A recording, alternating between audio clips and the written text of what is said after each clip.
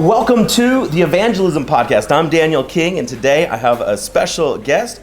Bryce Kwant is from South Africa. He works in Zimbabwe and other nations. Right now we're in the nation of Malawi. Bryce, thank you for being with me. Thank you so much. It's such a privilege to talk to you, and we're hoping listeners will be inspired. So tell me a little bit about yourself and about your history. Well, I am from Johannesburg, South Africa, and I've always been involved in church ministry. I've grown up in the church and just kind of seen God move through things, and part of that has been discovering my purpose and calling. And so I've always been one to test as many things as possible, to try as many things as possible, and just be available, keep my hands open and say, yes, Lord, I'll try. And you have been doing missions work in Zimbabwe, in Zambia, now in Malawi, also South Africa. Tell me some of the type of ministry that you do. Well, we've done so many things. We've always gone and partnered with local teams, and so one of the projects in in Livingston in Zambia has been a project where we started with just actually feeding kids, and so we would reach out to the local communities. And we've developed a farm, a sustainable project. The farm sunk boreholes, built a base house, planted churches, and we always have been doing local outreach in the community. That we believe is the foundation of the work. Always is preaching the gospel, and from the gospel comes all the good things that come from God. That's awesome. So right now we are in Malawi for a big Love Malawi festival. This is in conjunction with the Global Network of Evangelists, a ministry that's under the ministry of Luis Palau. And so how did you get connected with the G&E and with this group? Well, it was actually in about March this year, 2021. I was busy with my home church in South Africa, and I got a phone call from one of the team saying that we're busy doing work in Zambia, and your name's popped up. And so we would love for you to come and help us to partner and to use some of the relationships.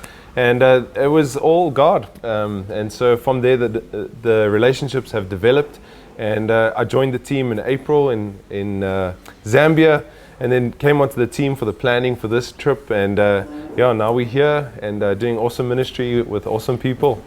So what are some of the things that you've done to help prepare for the festival here? Last night we had a great festival. I think it was something like 561 decision cards filled out. We're in the city of Luchanza, and just tremendous response from the people. But what are some of the things that you did to help organize this? Look, last month we came through, 4 of us from the team, and we met in every city over 4 days.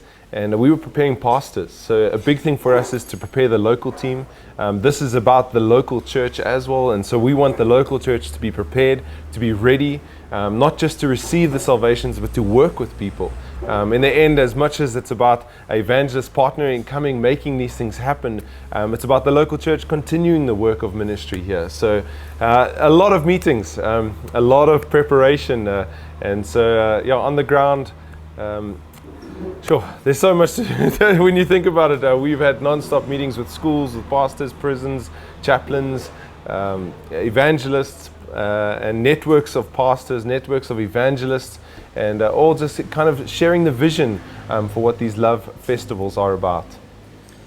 Yesterday, you shared with me a testimony from one of your previous mission trips where you were in a vehicle and you had a trailer behind you.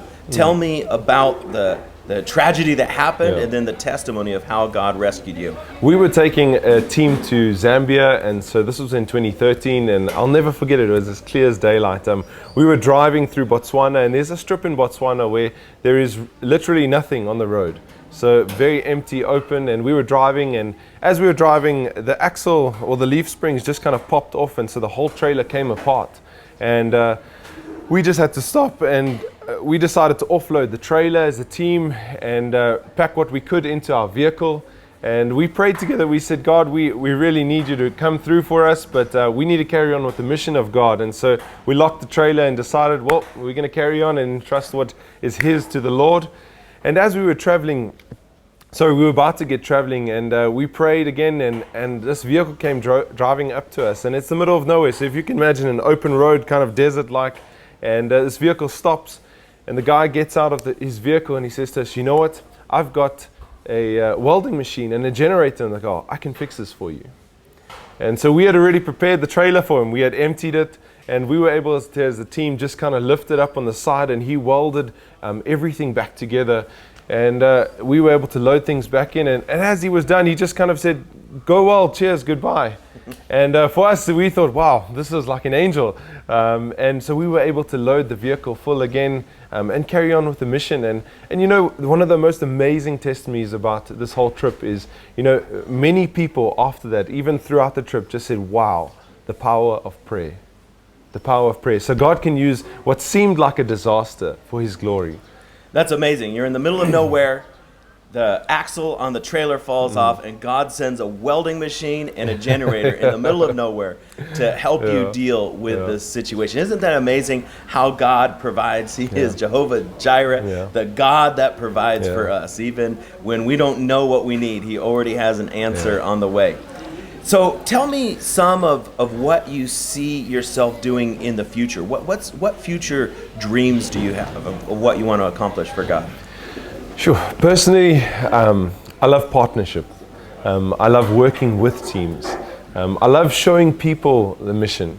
And so part of my passion is taking people along on trips. And so I really love the festival environment. For me, it's a great time for people to be exposed to many things, as well as obviously the mission and what we accomplish.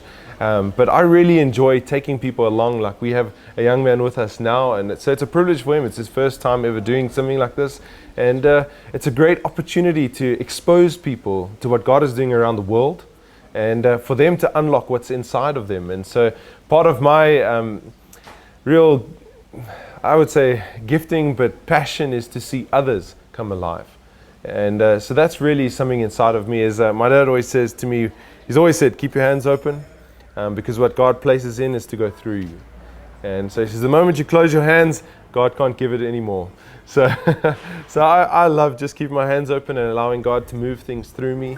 And I believe that's part of my calling. That's awesome. Well, Bryce, thank you so much for being on the Evangelism Podcast. It's great to meet you and great to see you and see your involvement in this Love Malawi Festival. Just a tremendous privilege to serve Jesus with you. Yeah, thank you, Daniel King. It's been awesome. And we look forward to many opportunities coming. God bless you. Daniel King is on a mission to save 1 million souls a year, but he can't do it alone. Would you consider sowing a financial seed today? To give, please visit www.kingministries.com.